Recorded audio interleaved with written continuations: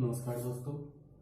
आज हम ज्योग्राफी में एक नया चैप्टर शुरू करने जा रहे हैं जो है भारत में मानसून की प्रक्रिया। भारत में मानसून की प्रक्रिया को समझने से पहले हमें कुछ बातों को समझना होगा। उसके बाद इसको समझना बहुत ही आसान हो जाएगा। जैसे केवल 2-3 चीजें हमें समझनी है।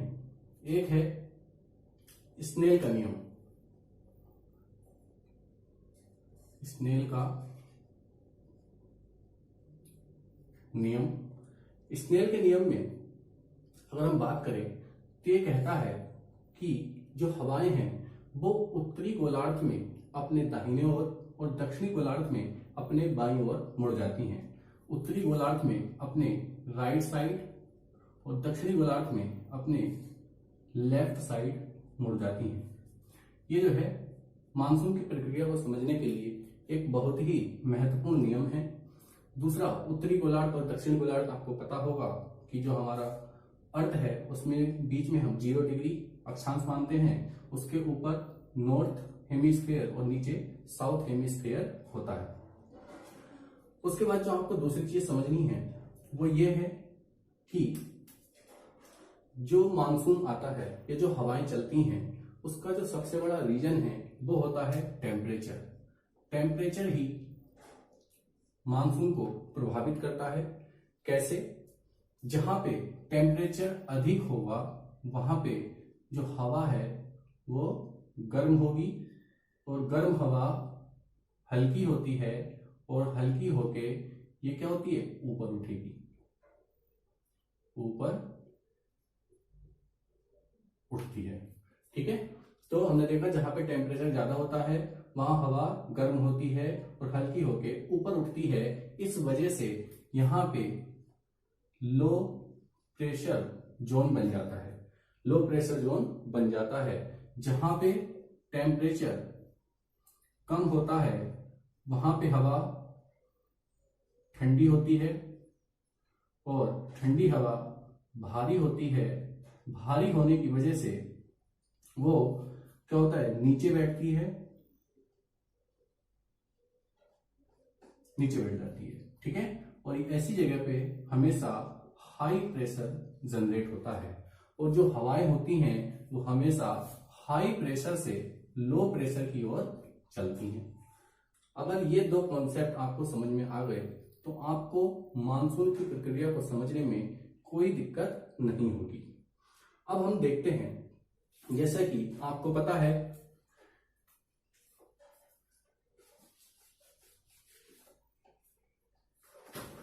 कि जो हमारी अर्थ है उसमें बीच में 0 डिग्री अक्षांश है।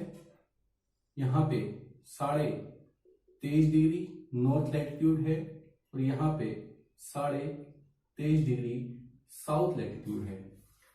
अगर हम देखें तो जो हमारा सन है वो हमेशा 0 डिग्री से लैटिट्यूड से कर्क रेखा की ओर और मकर रेखा की ओर मूव करता है। इसी के बीच में जो है हमारा सन जो है मूव करता रहता है, जिसकी वजह से ये सारा क्षेत्र कैसा होता है, इसको हम उष्णकटिबंध क्षेत्र भी कहते हैं। 0 डिग्री अक्षांश पे जो हमारा सन होता है वो 21 मार्च और 23 सितंबर को, यहाँ पे हमारा जो सन होता है वो 21 जून को और नीचे 22 दिसंबर को। ये बात आप सभी को अच्छे से पता होगी। ठीक है, आप इसको जो है अच्छे से याद रखना कि 21 जून को जो हमारा सन होता है वो कर्क रेखा पर होता है और कर्क रेखा हमारे भारत के बीचों बीच से होकर गुजरती है। इसके बाद अगर हम बात करें जहां पे सन होता है, जैसे जब सन जो है 0 डिग्री लैटिट्यूड पे होता है, मैंने यहाँ पे दिखाया है 0 डिग्री लैटिट्यूड पे होने पे क्या क्या चीजें होती हैं। जहां पे सन होता है तो हाई टेम्परेचर होता है, दूसरा लो प्रेशर होता है। अभी बताया टेम्परेचर हाई होगा तो वहां की हवा गर्म होके हल्की होके ऊपर उड़ जाती है। ठीक है, तो वहां पे जो है लो प्रेशर जनरेट होता है और दूसरा यहाँ पे कन्वेक्शनल करंट जो है, संवहनीय धाराएं जो है ऊपर उठने लगती हैं और इससे जो है निर्माण होता है ITC जेट का, ठीक है, आईटीसी जेट का निर्माण होता है और डोल्ड्रम बनता है। ये चीजें वहां पे होती हैं जहां पे जो है सन एकदम लंबवत चमक रहा हो। तो 21 मार्च और 23 सितंबर को ये घटनाएं हमारे 0 डिग्री लैटिट्यूड पे होती हैं और कर्क रेखा पे जब हमारा सन होता है तो यही हमारा आईटीसी जेट थोड़ा आगे की ओर बनता है। अभी बात करते हैं ऐसा क्यों। उसके बाद तो हमने देखा कि हमारा जो सन है वो मार्च में कहां पे होता है, 0 डिग्री अक्षांश में, अप्रैल में 8 डिग्री लैटिट्यूड पे, मई में 16 डिग्री पे और जून में ये हमारा कर्क रेखा पर स्थित होता है, ठीक है। मतलब हम कह सकते हैं हर महीने जो सन है वो 8 डिग्री लैटिट्यूड ऊपर नीचे होता है। तो जब सन 0 डिग्री पे होता है तो आईटीसी जेट का निर्माण भी उसी 0 डिग्री के समानांतर होता है, ठीक है। लेकिन सन यहाँ पे हमेशा तो रहेगा नहीं, तो वो क्या होता है, धीरे धीरे ऊपर उठता है। आप आईटीसी जेट अगर थोड़ा सा बताऊं तो उत्तरी गोलार्ध और दक्षिणी गोलार्ध की जो हवाएं आती हैं, तो क्योंकि यहाँ पे टेम्परेचर बहुत अधिक होता है तो यहाँ तक पहुंचने से पहले ही हल्की हो जाती हैं और ऊपर की ओर उड़ जाती हैं और बीच में जो ये क्षेत्र है एकदम शून्यता में चला जाता है। इसको हम जो है आईटीसी जेट या डोल्ड्रम कहते हैं। इसको हम आईटीसी जेट या डोल्ड्रम कहते हैं। ये जो हमारी हवाएं हैं ये इस तरीके से ऊपर उठने लगती हैं और बीच में जो है हमारा ये आईटीसी जेट और डोल्ड्रम का निर्माण होता है, ठीक है।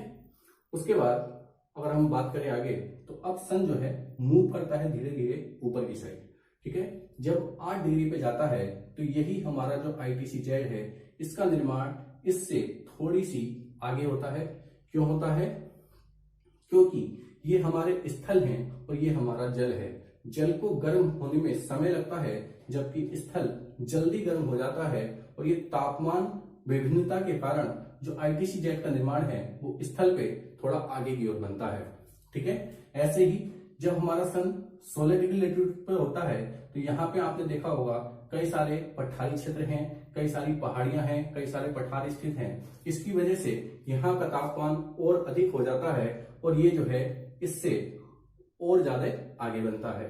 और ऐसे ही जब हमारा कर्क रेखा पर जब हमारा सन होता है तो इस समय आप देखोगे यहाँ का जो क्षेत्र है वो डेजर्ट रीजन है और यहाँ पे मैक्सिमम टेम्परेचर हमारा होता है और इसी वजह से यहाँ पे जो आईटीसी जेट है वो काफी दूर बन रहा है, ठीक है। वो भी इस थार मरुस्थल जो है हमारे एक तरह से फोकल बिंदु होता है, केंद्र बिंदु होता है जहाँ पे तापमान विभिन्नता बहुत अधिक होती है। हाई टेम्परेचर भी यहाँ पे मिलता है और लो टेम्परेचर भी यहीं पे मिलता है। तो इस तरीके से जो हमारा आईटीसी जेट है वो आगे की ओर भागता है। तो एक क्वेश्चन यूपीएससी बनाती है कि क्या भारत में मानसून का आगमन आईटीसी जेट के स्थानांतरण का परिणाम है। तो आप जो है इसको भलीभांति समझ गए होंगे और आप जो है अपने शब्दों में बहुत अच्छे से जो है इसको एक्सप्लेन कर सकते हो फिगर बना के, ठीक है। उसके बाद अब हम बात करें जब यहाँ पे हमारा सन होगा तो यहाँ की हवाएं जो हैं गर्म हो जाएंगी, गर्म होके हल्की होंगी और हल्की होके ऊपर उड़ जाएंगी, जिसकी वजह से यहाँ पे लो प्रेशर जोन जनरेट हो जाता है। लो प्रेशर जोन जनरेट हो जाता है और अब जो हमारी हवाएं हैं यहाँ पे जो अरब सागर है, इधर बंगाल की खाड़ी है, क्योंकि यहाँ पे पानी है तो यहाँ पे अपेक्षाकृत हाई प्रेशर होता है। नीचे हमारा हिंद महासागर है, ठीक है, ये हाई प्रेशर होता है। तो अब जो है हाई प्रेशर से हवाएं जो है लो प्रेशर की ओर भागना शुरू करेंगी।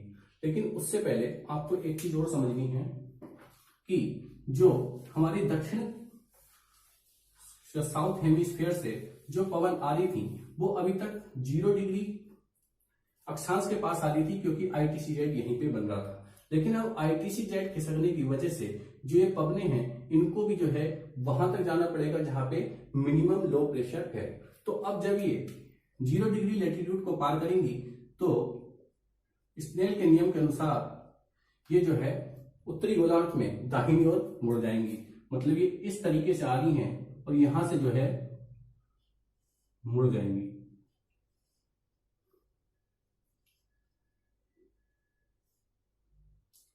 इसी को जो है हम दक्षिण पश्चिमी मानसून के नाम से भी जानते हैं। ठीक है, तो ये ऐसा क्यों हुआ, क्योंकि जो हमारा 0 डिग्री था जहां पे ITCZ बन रहा था, अब वो ITCZ हमारा कहां बन रहा है, थार मरुस्थल के पास बन रहा है। और सबसे कम जो प्रेशर है वो इस समय यहाँ पे है, और हाई प्रेशर से हवाएं लो प्रेशर की ओर चलेंगी, तो जो अब लो प्रेशर उनको मिल रहा है वो यहाँ पे मिल रहा है। तो जो दक्षिणी गोलार्ध की पवनें हैं, जो उनका नियम है कि अपने से बाईं ओर मुड़ना, जैसे ही वो उत्तरी गोलार्ध में प्रवेश करेंगी अपने से दाईं ओर मुड़ना शुरू कर देंगी, और कहां तक जाने की कोशिश करेंगी, लो प्रेशर जोन तक, जिससे हम इसको क्या कहते हैं, दक्षिण पश्चिमी मानसून भी कहते हैं। ठीक है, इससे जो है जगह जगह पर अलग अलग प्रकार की वर्षा होती है जिसका अलग अलग नाम है।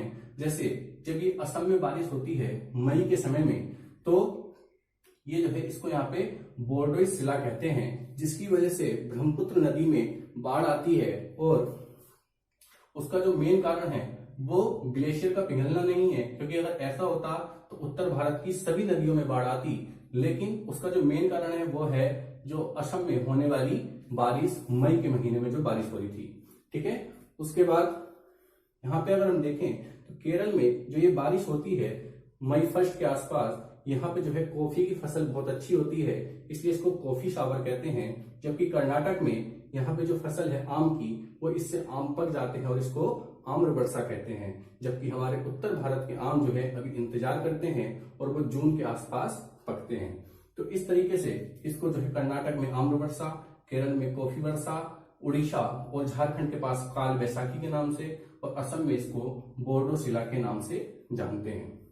अगर हम इसके आगमन का समय देखें तो 20 मई के आसपास जो है ये हमारा जो है अंडमान निकोबार की जो पहाड़ियां हैं वहां पे जो है हल्की फुल्की बारिश करता है 25 मई, और उसके बाद 1 जून के आसपास ये हमारा कुछ पूर्वोत्तर का भाग और केरल के भाग पे जो है बारिश का आगमन शुरू हो जाता है।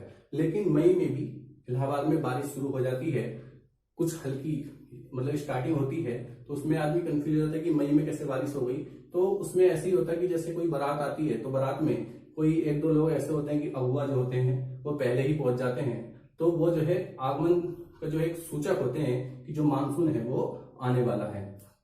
इस तरीके से यहाँ पे जो है हमारी कॉफी वर्षा हो जाएगी। उसके बाद 1 जून के आसपास जो है हमारा केरल वाले क्षेत्र में बारिश शुरू हो जाती है। फिर ये हमारा 5 जून, ये 10 जून, ये हमारा पूरा MP वाला क्षेत्र है और महाराष्ट्र वाला। उसके बाद 15 जून गुजरात के आसपास, यूपी बिहार वाला, और 1 जुलाई और 15 जुलाई तक जो है ये पूरे भारत में जो है मानसून जो है फैल जाता है और अपनी बारिश करने लगता है। तो इस तरीके से ये इसके आने का समय था। ठीक है, ये मैंने आपको लिख दिया है, आप इसका एक बार स्क्रीनशॉट ले लीजिए। फिर मैं जो हूँ इसकी आपकी दोनों शाखाएं समझाता हूँ कि अरब सागर की शाखा किस तरीके से रिएक्ट करती है और बंगाल की खाड़ी की शाखा किस तरीके से रिएक्ट करती है।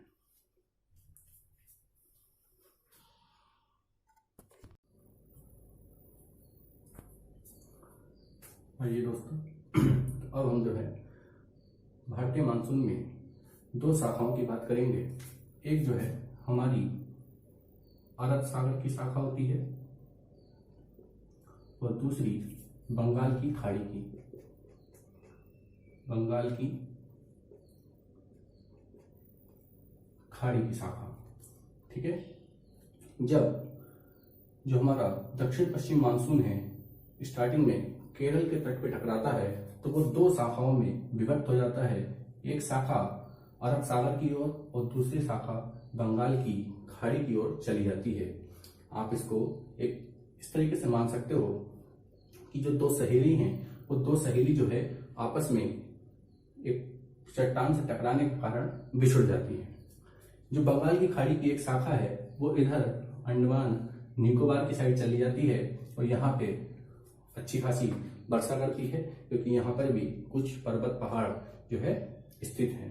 भारत में जो बारिश है उसका मुख्य कारण तापमान तो है ही, साथ में जो दूसरा उसका मुख्य कारण है वो है उच्चावच।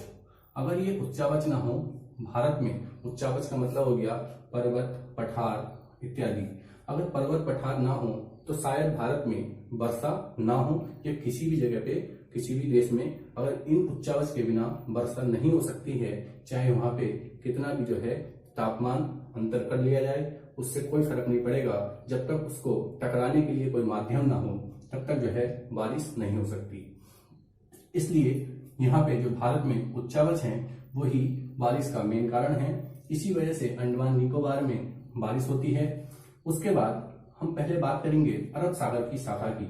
तो आप ऐसे मानिए कि एक क्लास में 3 तरह के स्टूडेंट होते हैं। एक वो स्टूडेंट जो फर्स्ट आते हैं, दूसरे वो स्टूडेंट जो सेकंड आते हैं, और एक वो स्टूडेंट होते हैं जो किसी तरीके से क्या होते हैं थर्ड आएंगे, और एक गिर पड़ के बस पासिंग मार्क लेके आते हैं।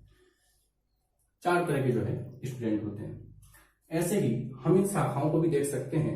इसमें एक शाखा वो होती है जो फर्स्ट डिवीजन वाले स्टूडेंट होते हैं, जिनके पास बहुत ज्यादा नमी होगी उन शाखाओं के पास, तो वो जो है कुछ अकड़ के चलती हैं। और अकड़ के मतलब उनको जो है किसी से डर नहीं होता कि वो किससे टकराए क्या हो, और सीधे जो है पर्वतों से जाके टकरा जाती है।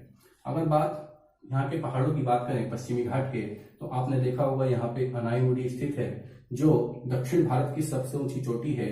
उसके बाद आप जाओगे दोदा बेट्टा, ठीक है। उसके बाद जो है आप जाओगे कलसूबाई महाराष्ट्र में। जैसे जैसे हम दक्षिण से उत्तर की ओर चलते हैं, यहाँ पे जो पहाड़ी हैं उनकी ऊंचाई भी कम होती जाती है, और ऊंचाई कम होने के साथ साथ वर्षा की मात्रा में भी अंतर आता है, क्योंकि जिसकी जितनी ऊंचाई होती है वहां पे वो उस हवा को उतना ही ऊपर उठाएगी और उतनी ही ज्यादा वहां पे बारिश होगी, उतना ही ज्यादा संघनन होता है, ठीक है। तो जो फर्स्ट डिवीजन वाले छात्र होते हैं, जो पहली जिनके पास नमी बहुत अधिक है, तो सबसे पहले आती हैं, वो सीधे जाके जो है उनको तो पता नहीं है सामने पर्वत है क्या है, और इससे जो है टकरा जाती हैं। टकराने के बाद इस पश्चिमी घाट पे बहुत अच्छी वर्षा करती हैं, और कह सकते हैं कि लगभग 250 सेंटीमीटर के आसपास जो है यहाँ पे बारिश हो जाती है। उसके बाद जो सेकंड डिवीजन के जो छात्र होते हैं, जो दूसरी शाखा होती है, वो कहती है कि नहीं, हम जो है हमारी इतनी औकात नहीं है कि हम इनसे टकरा पाए, और हम जो है क्या करेंगे, हम जो है इनसे नहीं टकराएंगे और बच के निकलने की कोशिश करती है। लेकिन यहीं पे पश्चिमी घाट में आपने नाम सुना होगा, यहाँ पे 4 पास पाए जाते हैं। एक का नाम है थाल घाट, एक का नाम है भोर घाट, एक का नाम है पाल घाट, एक का नाम है शेनकोट्टा। ये 4 पास पाए जाते हैं। तो सबसे पहले तो हमें यही जानना आवश्यक है कि इनका निर्माण कैसे हो गया, ठीक है। ये पास कैसे बने? तो बहुत समय पूर्व जो नदियां थी वो पूर्व से पश्चिम की ओर बहती थी, ठीक है। तो जब पूर्व से पश्चिम की ओर बहती थी तो उन्होंने नदियों ने यहाँ पे काट के दर्रों का जो है एक तरीके से निर्माण किया था। लेकिन जब भारतीय प्लेट यूरेशियन प्लेट से टकराई और उसका जो है अगला हिस्सा उस प्लेट के अंदर घसा, तो जो पिछला हिस्सा था वो उठ गया, और उठने की वजह से जो नदियों का बहाव था वो पश्चिम से पूर्व की ओर हो गया। इसी वजह से जो अब पूर्वी श्रेणियां हैं बहुत अधिक कटी फटी हैं, क्योंकि जो पश्चिमी घाट से निकलने वाली नदियां हैं वो इनको जो है काट देती हैं। तो जो सेकंड डिवीजन वाली हमारी शाखा थी वो जो है अब जाएगी, लेकिन अब देखेगी यहाँ पे क्या है, बीच में पास है, तो वो पर्वतों से नहीं टकराएगी और क्या करेगी, इन पास के सहारे अंदर घुस जाएगी, और यहाँ पे इसके पूर्वी क्षेत्र में हल्की फुल्की जो है बारिश करती है। कह सकते हैं लगभग 150 सेंटीमीटर के आसपास जो है वर्षा करेंगी। अब जो है जो थर्ड डिवीजन वाली हमारी शाखा है, तीसरी कैटेगरी के जो स्टूडेंट है वो कहेंगे नहीं नहीं, हम तो जो है न पर्वतों से टकराएंगे और ना ही हम इन पास में जाएंगे, हम जो है क्या करेंगे, चुपचाप जो है सीधे निकल जाएंगे, क्योंकि हमारी इतनी औकात नहीं कि हम किसी से टकराएं। तो वो जो है अब इस पश्चिमी घाट के सहारे इस पे रगड़ मारते हुए जैसे भैंस चलती है, इस तरीके से जो है दक्षिण से उत्तर की ओर चलना प्रारंभ करेंगे। लेकिन अब क्या होगा, यहीं पे जो है घाटियां, आपने सुना होगा नर्मदा और ताप्ती नदी की घाटियां स्थित हैं, तो उन्होंने सोचा कि पर्वतों से नहीं टकरा पाए, हम जो है किसी पास में नहीं जा पाए, लेकिन घाटियों में जा सकते हैं, ठीक है, और घाटियों में जो है मुड़ जाएंगे। अगर हम बात करें कि यहाँ पे सतपुड़ा है और नीचे गाविलगढ़ होती हैं, तो जो शाखा है वो कहाँ पे किस पे टकराएगी और कहाँ पे अधिक बारिश करेगी, तो आप देख रहे हो कि जो इसका क्रम है वो उत्तर की ओर है। तो यहाँ पे गाविलदह पे न टकरा के सतपुड़ा से टकराएगी और यहाँ पे नर्मदा से, जो नर्मदा घाटी से जाएगी वो जो है ऊपर विंध्य श्रेणी से जो है टकराती है। ठीक है, तो टकराने के बाद रगड़ते हुए बारिश करती हैं और लास्ट में यहाँ पे आके मैकाले का पठार, आपने नाम सुना होगा, यहाँ पे बैतूल का पठार है, यहाँ आके रुक जाती हैं और इंतजार करने लगती हैं अपनी उन सहेलियों का जो स्टार्टिंग में बिछड़ गई थी। उसके बाद हमारे वो स्टूडेंट आएंगे जो केवल किसी तरीके से पास हो गए हैं, तो वो सोचते हैं कि नहीं नहीं, हम जो है किसी से टकराएंगे नहीं, ना ही हम किसी में पास में जाएंगे, ना ही किसी घाटी में जाएंगे, हम जो है चुपचाप जो है यहाँ से निकल लेते हैं, किसी तरीके से जो है बस पास हो गए हैं और जो है कुछ नहीं। तो वो जो है अपना यहाँ से गुजरात की तरफ जो है मूव करते हुए चलेंगे। लेकिन गुजरात में दो पहाड़ियां हैं, एक का नाम है गिर और एक गिरनार, जो बब्बर शेर के लिए काफी फेमस है। इन पे टकरा के इधर जो है बारिश करती हैं और उसके बाद जो है आगे निकल जाती हैं। आगे निकलने के बाद इनकी एक शाखा जो है चंबल की घाटी में प्रवेश कर जाती है और दूसरी शाखा अरावली के समानांतर क्या होती है, हमारा हिमाचल प्रदेश तक पहुंचती है। अगर आपसे ये पूछा जाए कि अरावली जो भारतीय मानसून की जो शाखा है उसके समानांतर है या भारतीय मानसून की शाखा अरावली के समानांतर है, इस क्वेश्चन का आंसर जो है आप हमें जरूर बताना, क्योंकि ये क्वेश्चन पूछा गया है कि अरावली इसके समानांतर है कि ये इसके समानांतर जाती है। ठीक है, इसके बाद अगर हम बात करें तो अब ये जो है काफी, एक तो बड़ी मुश्किल से गिर पड़ के पास हुई थी, यहां तक पहुंचते पहुंचते एक तरीके से इसको जो है बुढ़ापा आ जाता है और बस ये कहती कि अब तो बुढ़े बैल हैं, हम क्या कर सकते हैं। लेकिन एक बुढ़े आदमी को जो च्यवनप्राश दे दो तो एकदम टनाटन हो जाता है। तो ऐसे ही जो है ये भी जो है इनको भी च्यवनप्राश प्राप्त होता है। कहां से होता है, तो यहाँ पे जो आपने इंदिरा नहर का नाम सुना होगा, वहां से जो है ये नमी ग्रहण करती हैं। तो इसी तरीके से नमी लेके जो है आगे चलती हैं। उधर से अगर हम बात करें तो ये जो है यहाँ पे आकर रुक जाएंगी, ये यहाँ पे अपनी सहेलियों का इंतजार कर रही हैं। ठीक है, अब अगर इनकी सहेली की बात करें तो इसकी एक शाखा तो कहाँ चली गई, अंडमान निकोबार की तरफ चली जाती है। और उसके बाद यहां से जो एक पवन जा रही है हमारी दक्षिण पश्चिम, एक उधर से आ रही उत्तर पूर्वी पवनें, ये जो है आपस में दोनों टकराती हैं और चक्रवात का निर्माण करती हैं। यहीं पे जो है गोल गोल गोल गोल घूमने लगती हैं। ये ऐसा है जैसे बारात में कुछ बुजुर्ग लोग पहले पहुंच जाते हैं और जो लड़के टाइप के होते हैं वो अपना डांस करते हुए जो है आराम आराम से चल रहे होते हैं। तो ये जो है यहीं पे जो है डांस जो है बाजा बारात जो है इनका शुरू हो जाता है। अब जो है ये चक्रवात जो है, क्योंकि ये कटी फटी हैं, इनके अंदर क्या करते हैं, एंट्री करते हैं और इस क्षेत्र में कुछ मात्रा में जो है वर्षा करते हैं। वैसे इस घाटी में जो मैक्सिमम वर्षा होती है वो लौटते हुए मानसून से होती है, इस क्षेत्र की जो वर्षा है। जबकि जो हमारा जाता हुआ मानसून है, चढ़ता हुआ मानसून है, वो पश्चिमी घाट पे भारी बारिश करता है। उसके बाद एक शाखा जो है यहाँ पे छत्तीसगढ़ की तरफ जाती है, यहाँ पे जो आपकी महानदी है उससे जो है प्रवेश करती है। और छत्तीसगढ़ क्योंकि 3 साइड से पहाड़ियों से घिरा है तो यहाँ पे बहुत भारी मात्रा में बारिश करती है, लगभग 200 सेंटीमीटर। ठीक है, और इसी वजह से छत्तीसगढ़ जो है एमपी से अलग हो गया, क्योंकि यहाँ पे बहुत अच्छी बारिश होती है, इसलिए धान अच्छा होता है, इसलिए इसको चावल का कटोरा भी कहते हैं। तो पकाए हम और खाए सब, ऐसा कैसे हो सकता है, इसीलिए ये जो है अपने आप को एमपी से अलग कर दिया। इसके बाद हम अगर अगली शाखा की बात करें तो एक शाखा जो है इस बंगाल से, बांग्लादेश से होते हुए ऊपर की ओर चली जाती है।